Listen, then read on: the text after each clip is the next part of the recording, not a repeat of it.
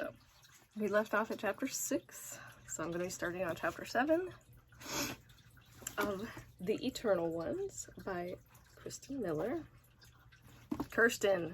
Oh my god, it's Kirsten, not Kristen. It's been too long. I'm pretty sure I already recorded this back when I recorded the other ones, but I don't know where it is. I don't know. I was just like, you know what? Instead of going looking for that one, I'm gonna just re-record it.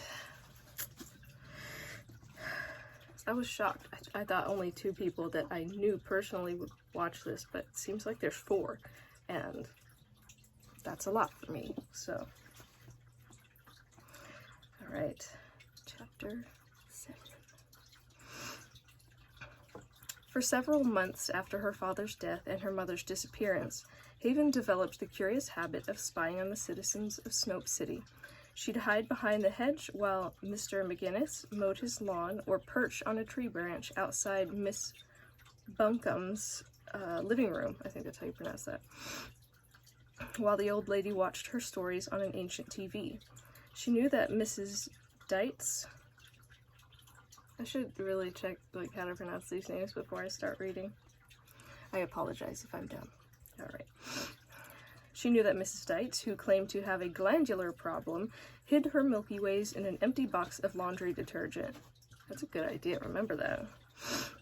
And she'd seen Mr. Melton visiting his sister-in-law's house in the middle of the afternoon when his brother was still at work. But it wasn't just people's secrets that Haven was after. She suspected they changed when she wasn't watching, that the face they wore in public was peeled off when no one else was around.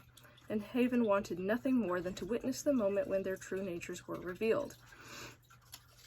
She had to give up her new hobby when her mother returned to Snope City. There was simply too much work to be done taking care of May Moore. Haven knew that her mother had been rushed to the hospital after she heard her husband had been killed in a car crash. While May was missing, Haven was told that her mother was sick in the heart. Imogene said it quickly and quietly, as if eager to get the subject out of the way. Haven knew without asking that she wouldn't be allowed to visit. She imagined her mother lying in a hospital bed, hooked up to wires and IVs as she recovered from a heart attack. But when May finally stepped through the door of Imogene's house, Haven could see that her body worked perfectly. It was somewhere inside that May Moore had broken. I don't know why I'm out of breath. I'm so sorry.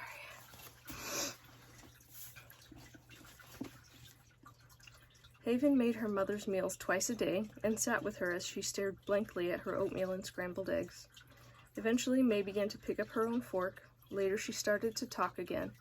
But the real May, the one who laughed and danced and sang as she cooked, never really came back. She accepted her wealthy mother's financial support and even agreed to let Imogen keep custody of Haven. Without a husband, responsibilities, or even a job to keep her busy, May Moore became little more than a ghost, condemned to wander the house she'd once escaped by eloping with Ernest Moore. Practically an orphan, Haven had turned to the only person left to trust, Dr. Tidmore. Though it was no longer mandatory, Haven continued to visit the preacher in his office after school. She often brought a few of her latest drawings to show him, which he dutifully examined before announcing that Haven was bound for great things. Sometimes he asked if she'd had any visions, but she always assured him that they had stopped. Instead, the two of them talked about the world beyond Snope City. Dr. Tidmore had grown up just north of New York, and he enjoyed recounting his days at college in the city. Haven was astonished to find that she knew when the preacher mixed up his Greenwich Village streets or got his subway stops wrong, but she was careful not to correct him. That's important. After each visit, Haven would leave Dr. Tidmore's office with the feeling that there was life waiting for her outside the mountains. Once the preacher even gave her a postcard, an aerial view of Manhattan Island with its dazzling forest of concrete and steel. Not my favorite kind of forest, but you know. Haven pinned it to her bedroom wall and studied the picture every night before she went to sleep. As she examined all the buildings and followed all the streets, her sense of certainty grew.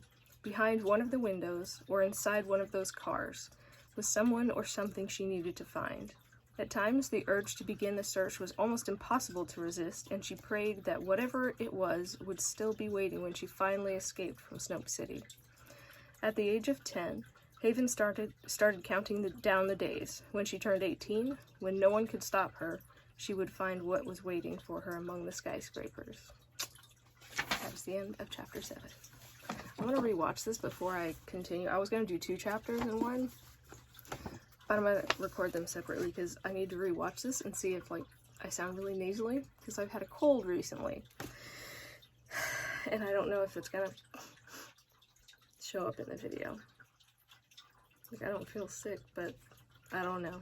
Still a little nasally sounding in a voice. But anyways, that was chapter 7.